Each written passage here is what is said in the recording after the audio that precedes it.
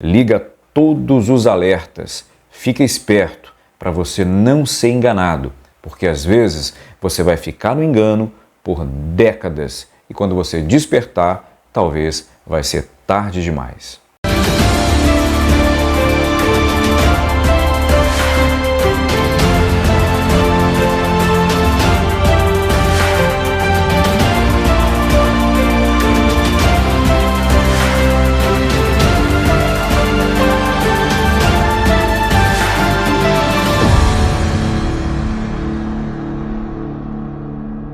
Olá pessoal, sejam todos muito bem-vindos mais uma vez ao canal. Hoje eu quero compartilhar com vocês um estudo panorâmico das duas epístolas de Pedro. A primeira epístola universal do apóstolo Pedro é marcada por uma palavra-chave, que é a palavra esperança. E ela surge exatamente por causa das muitas provações que a Igreja de Cristo estava enfrentando. E Pedro, ele convoca a igreja a exercitar a esperança no Senhor em meio ao sofrimento. E esta é a exortação central da primeira epístola de Pedro. Que a igreja tenha alegria no sofrimento, que a igreja tenha paciência no sofrimento, crendo que essas provações que hoje nós enfrentamos como igreja, um dia elas terão fim.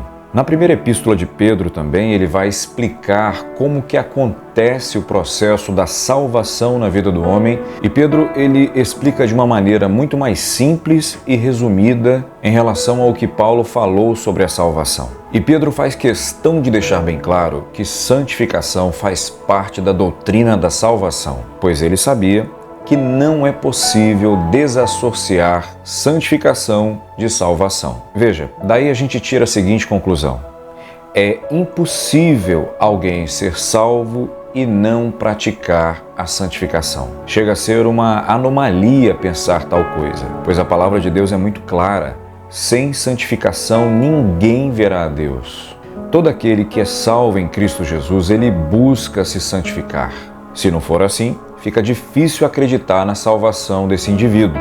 Se você pegar o capítulo 3 da primeira epístola de Pedro, no versículo 13, você vai entender que Pedro ele está insistindo na perseverança da fé mesmo diante do sofrimento. Pois Pedro entendeu que é melhor sofrer fazendo o bem do que sofrer fazendo o mal. Na verdade, Pedro está nos ensinando que nós não devemos usar como desculpa o nosso sofrimento para fazermos o que é mal. O mundo em que vivemos está repleto de maldade e as pessoas costumam usar o sofrimento que enfrentam como desculpa para praticar todo tipo de mal que fazem todos os dias, algo que é típico da nossa natureza pecaminosa.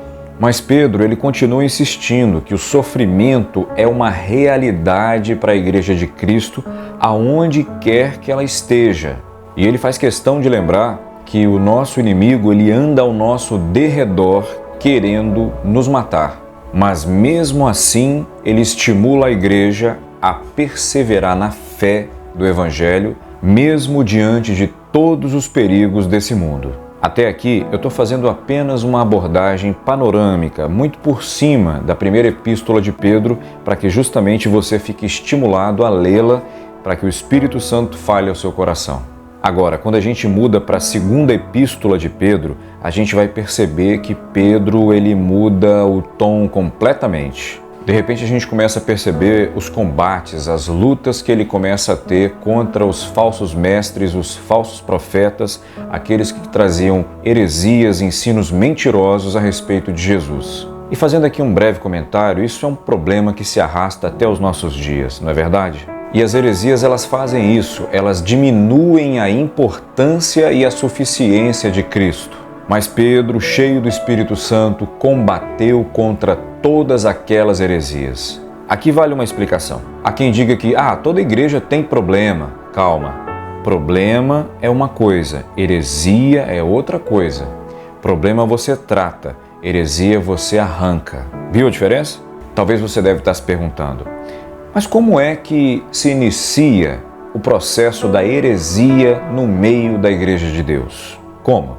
Bom, para responder isso para você, eu vou te explicar o que aconteceu na época de Pedro e aí com certeza você vai compreender. Na época de Pedro, surgiram muitos homens que estavam evocando para eles ou chamando para eles uma autoridade que eles não tinham. E o pior, essa autoridade eles diziam que tinham acima dos apóstolos e acima das escrituras, ou seja, eles sabiam mais que os apóstolos e eles sabiam mais que as escrituras. Esse grupo de pessoas ficou conhecido como os gnósticos. Gnósticos é uma palavra que deriva de uma outra palavra, gnosticismo, que deriva da palavra gnose, que é conhecimento. Esses gnósticos, eles diziam que eles eram iluminados por revelações ou por conhecimentos sobrenaturais. Através dessas revelações sobrenaturais, eles criavam sua doutrina particular, sua forma de compreender a palavra de Deus, sua forma de compreender Jesus, sua forma de compreender os apóstolos e sua forma de compreender o Evangelho. Os gnósticos, eles foram um dos piores inimigos da igreja primitiva. E sem dúvida nenhuma, serão eles os piores inimigos da Igreja de Cristo antes do arrebatamento dela. Eu falei de como se inicia o processo de heresia no meio da Igreja de Cristo, né? Então, vou explicar melhor. O cidadão, ele entra dentro da Igreja de Cristo. Começa a caminhar junto com a Igreja. Ele vai tendo experiência com Deus, ele vai buscando a Deus, ele é até sincero. Ele se esforça para poder estar junto, para poder aprender, mas de repente ele começa a reivindicar mais autoridade que a própria palavra de Deus. E como ele faz isso? Dizendo, por exemplo, que Deus lhe revelou algo e que todos devem fazer, mesmo não importando se tal informação sobrenatural esteja de acordo com as Escrituras. Não precisa estar de acordo com as Escrituras. Basta ele usar as palavras corretas e convincentes. O Senhor me revelou. Pronto. É assim que começa. Por isso, quando a gente encontra alguém reivindicando mais autoridade do que a Bíblia para querer nos ensinar algo que não está na palavra de Deus, liga todos os alertas. Fica esperto para você não ser enganado, porque às vezes você vai ficar no engano por décadas e quando você despertar, talvez vai ser tarde demais. Os gnósticos eram esses caras que diziam que tinham alcançado um conhecimento sobrenatural, se achavam os mais espirituais por dizer que tinham alcançado um conhecimento, uma iluminação. Cuidado! Revelação dita por homem que vai contra o que está escrito na palavra de Deus é heresia e é coisa do diabo. Foge disso. Ele adora deturpar a palavra de Deus. Ele adora distorcer o que está escrito na palavra de Deus para justamente nos enganar, nos envolver e nos afastar do puro, simples e verdadeiro Evangelho de Cristo. O pano de fundo dos gnósticos daquela época e dos gnósticos dos nossos dias é querer mostrar que são mais espirituais, são mais entendidos de Bíblia, têm mais autoridade que a própria Escritura, tem mais autoridade que os próprios apóstolos e que por isso merecem todas as honras. Foge disso. E Pedro, em defesa da fé, combateu todo esse tipo de heresia que se levantou dentro da Igreja de Deus naquela época. E nós hoje, como Igreja de Deus, nós temos que estar atentos para que lobos disfarçados de ovelhas não venham querer colocar goela abaixo aquilo que não vem das Sagradas Escrituras. E a única maneira de você se livrar disso é pegar a palavra de Deus, orar, pedir a Deus para Ele iluminar sua compreensão e estudar muito, ler a palavra de Deus.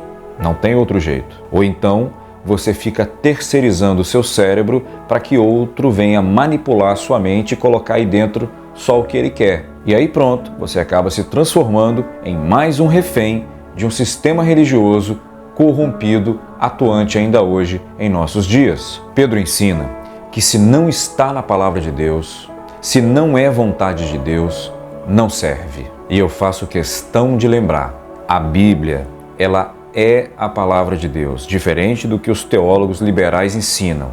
Eles dizem que ela não é, ela é.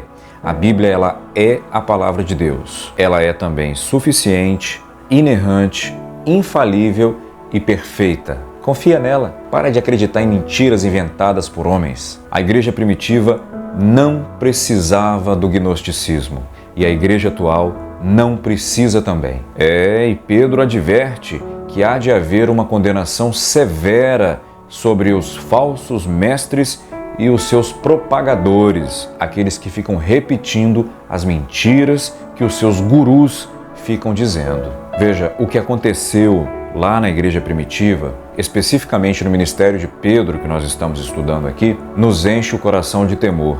Isso tudo é muito sério, porque se nós não nos atentarmos para o que está na palavra de Deus, nós vamos praticar as mesmas coisas e vamos ser condenados pelas mesmas coisas. Por isso que nós temos que examinar corretamente as Escrituras com a ajuda do Espírito Santo. E para finalizar, guarda uma frase: quem fica mudando o que está na Bíblia são exatamente aqueles que nunca foram mudados por ela. Se você ainda não é inscrito no canal, se inscreve agora, vai no botãozinho vermelho, clica, aparece o sininho, ativa as notificações para você receber todo o nosso conteúdo que a gente produz aqui com muito carinho e amor para você e sua família. Não deixa de curtir o vídeo, porque quando você curte, o YouTube entende que o conteúdo é bom e ele manda para o mundo inteiro. Já para a Bíblia fica por aqui. Um grande abraço, um beijo no coração e até o próximo vídeo, se Deus quiser. Tchau, pessoal!